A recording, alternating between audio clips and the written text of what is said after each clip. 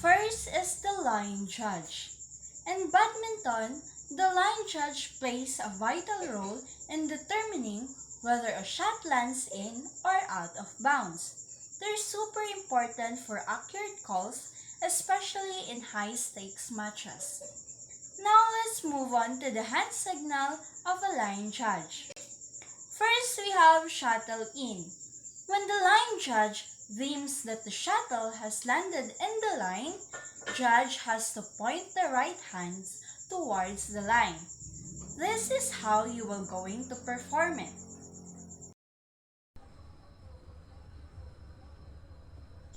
Next, we have the shuttle out. When the line judge deems that the shuttle has landed outside of the relevant lines, the line judge has to extend both arms horizontally to the side and call out to signal that the shuttle is landed out of the boundaries. So this is how you will going to perform it. Out. And lastly, we have the judge unsighted. When the line judge is unsure whether the shuttle has landed in or out, the line judge has to signal that by putting both hands with the palm facing in front of his or her eyes. So this is how you will going to perform it. Next is the service judge. Service judge deems that one or both feet of the player were not in the service court. When the service took place, the service judge has to extend the right leg and pointing the hand towards the foot while calling. So in badminton, when the judge observed that a player's foot is not correctly positioned within a service court during the serve, so the judge must call fault using the hand signal. Um, using the hand signal, extend the right leg, point the foot, and call fault. Fault. Number 2, foot not stationary. When the service judge deems that one or both feet of the player were moving when the service took place, the service judge has to extend the right leg and pointing the hand towards the foot while calling fault. So in badminton, if the judge observed that the server's foot or feet are moving at the moment the racket hits the shuttlecock, then the judge must call fault using the hand signal, extend the right leg, point the foot, and call fault. Fault. Hand signal for not hitting the base. When the service judge deems that the first point of contact with shuttle was on the base of the shuttle, the service judge has to rest the right palm of the right hand both on top of the abdomen while at the same time calling for fault. It means avoiding hitting the shuttlecock with the racket frame. Always aim to hit the shuttlecock with the strings for better control and power. It means avoiding hitting the shuttlecock with the racket frame. Always aim to hit the shuttlecock with the strings for better control and power.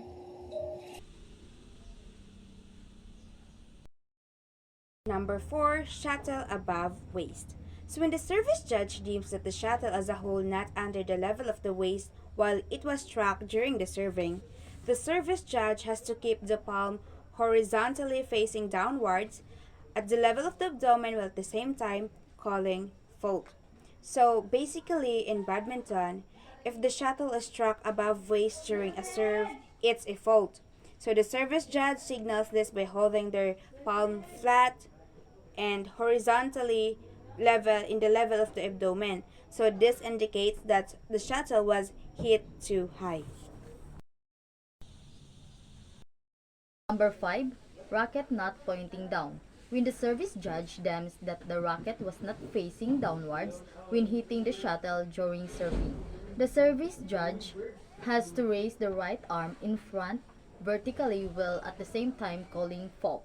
So, if the service judge determines that the racket was not facing downwards when hitting the shuttle during serving, they will raise the right arm vertically right arm vertically and in front of them and call fault.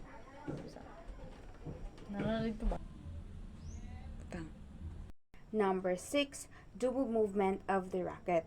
So when the racket did not move in one single movement in the act of serving, the service judge has to move his right arm horizontally, stopping halfway the movement for a short movement and then continuing to finish the move while at the same time calling fault.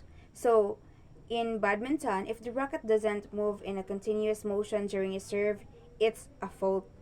So the service judge shows this by pausing their arm halfway in a horizontal movement, then completing it by calling fault. So just like this. Number 7, movement of the racket interrupted. So the movement of the racket was interrupted in the act of serving. The service judge has to move his right arm horizontally, stopping halfway the movement and then continuing to finish the move while at the same time calling fault. So basically, in badminton, if the racket movement is interrupted during the serve or during serving, it is called fault. So the service judge signals this by moving their right arm horizontally, posing halfway, and finally calling it fault like this. Last is the umpire. Number 1, players' misconduct.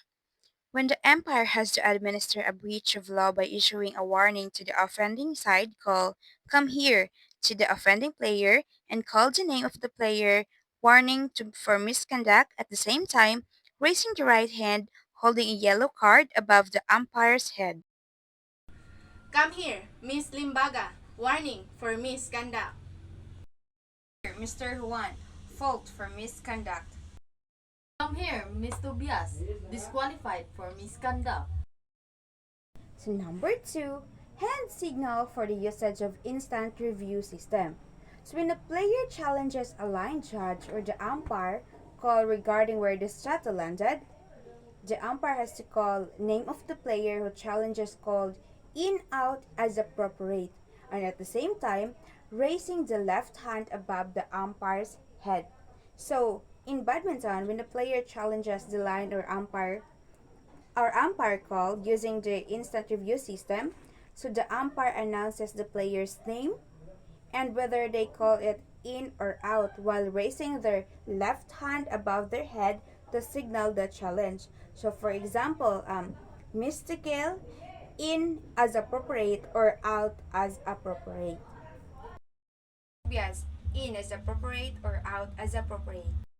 Number 3, hand signal to request the help of the referee. The umpire has to raise his or her right arm to signal the request for help or intervention. So next, show a change in serve. The umpire has to at the same time point the appropriate hand towards the new server at the correct service court. So it means change your serve to surprise your opponent.